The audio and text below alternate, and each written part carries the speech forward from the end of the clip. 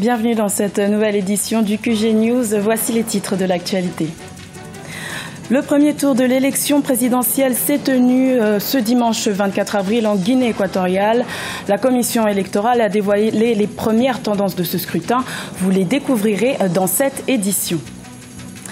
Également dans l'actualité, en République démocratique du Congo, la dynamique de l'opposition a tenu un meeting ce dimanche à Kinshasa. La plateforme a réitéré son refus de participer au dialogue politique convoqué par le président Joseph Kabila.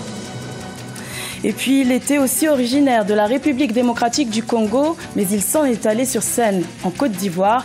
Il s'agit de Papa Wemba. Le rapatriement de sa dépouille vers son pays natal est en train d'être organisé. Mais tout d'abord, l'arrivée de Riek Machar se concrétise au Soudan du Sud.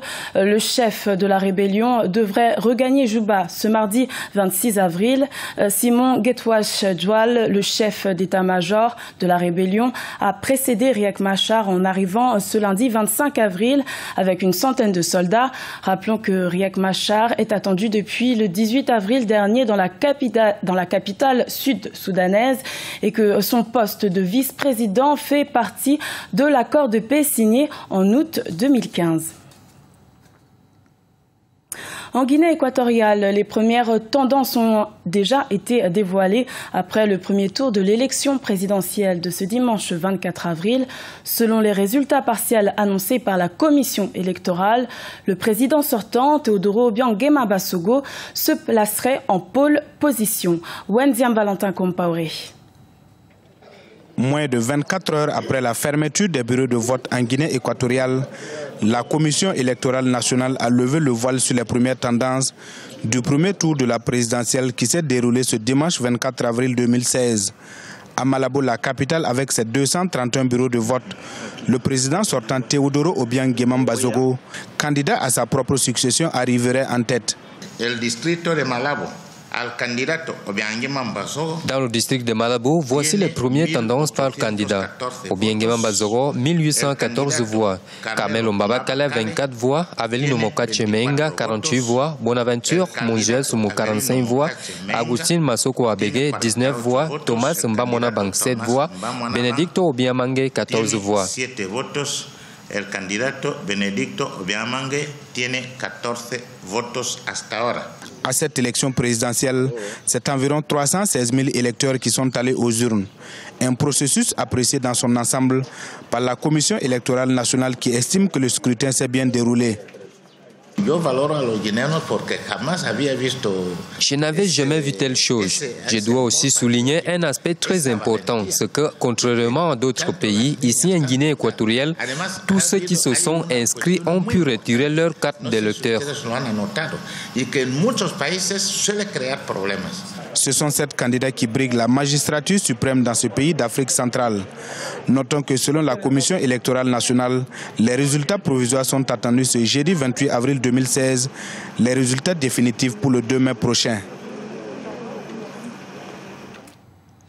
Et Africa 24 vous propose ce lundi soir une émission spéciale consacrée à cette élection présidentielle en direct de Malabo. C'est à suivre à partir de 19h15 GMT sur notre antenne. Le Burundi dans le viseur de la Cour pénale internationale. La procureure de la CPI, Fatou Bensouda, a annoncé ce lundi 25 avril l'ouverture d'un examen préliminaire sur les violences commises au Burundi depuis avril 2015. Ce processus servira à déterminer s'il existe une base raisonnable pour ouvrir une enquête. Rappelons que le Burundi est le théâtre de violences, notamment depuis la réélection contestée du président Pierre Nkurunziza en juillet 2015 pour un 3e mandat. Le ton se durcit en République démocratique du Congo. La dynamique de l'opposition a réitéré son refus de participer au dialogue politique convoqué par le président Joseph Kabila depuis octobre 2015. C'était ce dimanche 24 avril lors d'un meeting à Kinshasa. Un reportage de notre correspondant Jacques Amboka. En République démocratique du Congo, la dynamique de l'opposition a tenu son rassemblement ce dimanche 24 avril 2016 à Kinshasa devant plusieurs de ses sympathisants. Préparer la population à prendre ses responsabilités contre toute tentative du président Joseph Kabila de rester au pouvoir au-delà du délai constitutionnel, c'est l'objectif du meeting tenu par cette plateforme devant le siège de FONUS, Force novatrice pour l'union et la solidarité, sur le boulevard triomphal de Kinshasa. Notre message est de démontrer à face du monde la détermination de notre peuple à travers son opposition, auquel l'Assemblée du peuple met tout son espoir pour l'avenir du Congo. Ça veut dire quoi? Dire non à M. Kabila. Aujourd'hui, le peuple vient de démontrer que leur malheur s'appelle Kabila. Et c'est comme ça que l'Assemblée de notre peuple vient de faire cette démonstration publique dans un endroit auquel tous nous ont refusé, mais avec l'appui de notre peuple, nous venons de tenir notre meeting à la face du monde. Non au dialogue convoqué par le chef de l'État, pas de prolongation du mandat de Joseph Kabila, c'est le mot d'ordre adressé par tous les leaders des partis composant la dynamique de l'opposition. Un message bien reçu par la foule venue en masse.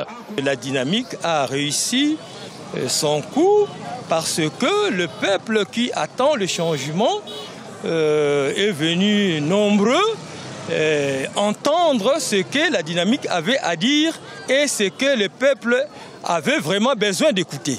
Le meeting tenu ce dimanche 24 avril par la dynamique de l'opposition était une commémoration de la date du lancement de multipartisme le 24 avril 1990 par le maréchal Mobutu. 26 ans donc de vie démocratique pour la RDC, les avis demeurent partagés au sein de la classe politique. Il est monté pour la première fois sur scène à 16 ans et il s'en est allé sur scène à 66 ans. Le chanteur congolais Papa Wemba a été victime d'un malaise ce dimanche 24 avril lors d'un festival en Côte d'Ivoire. Sa dépouille doit désormais être rapatriée vers son pays natal, la République démocratique du Congo. Corinne Camden. La Côte d'Ivoire prépare le retour de la dépouille de Papa Wemba au Congo. Papa Wemba, le roi de la rumba congolaise, reposera bientôt en paix dans son Congo natal. Les autorités ivoiriennes devraient dans la journée annoncer une date à laquelle le corps de Papa Wemba sera rapatrié chez lui. L'icône de la rumba congolaise s'est éteint dans la nuit de samedi 23 avril à dimanche 24 avril 2016, après avoir été victime d'un malaise sur la scène du Festival des musiques urbaines d'Anoumabo en Côte d'Ivoire. Vraiment ivoirien, dans les moments qui suivront, rendra de façon publique les dispositions qu'il entend prendre pour apporter son appui à la famille, au peuple congolais et au monde des arts. Le départ inattendu de Papa Wemba, que beaucoup considéraient comme la voix de l'Afrique, laisse toute une génération de la rumba congolaise et de la musique africaine en général orpheline. Ses nombreux fans ont tenu à lui rendre hommage. L'Afrique vient de perdre un grand musicien, non seulement africain, mais un grand musicien de renommée internationale. Je souhaite vraiment que tout se passe bien pour sa famille après l'enterrement et que la terre de Papa Wemba, la terre lui soit légère. Ce qui m'a vraiment interpellé, quand je suis allé sur mon téléphone, sur Facebook, j'ai vu quand il était sur scène, premièrement, ce qu'il a dit au public, il a dit tapez les mains en signe de paix. Je crois que la mort de Papa Wemba, c'est vrai, Papa Wemba, il est mort, mais il n'est pas mort.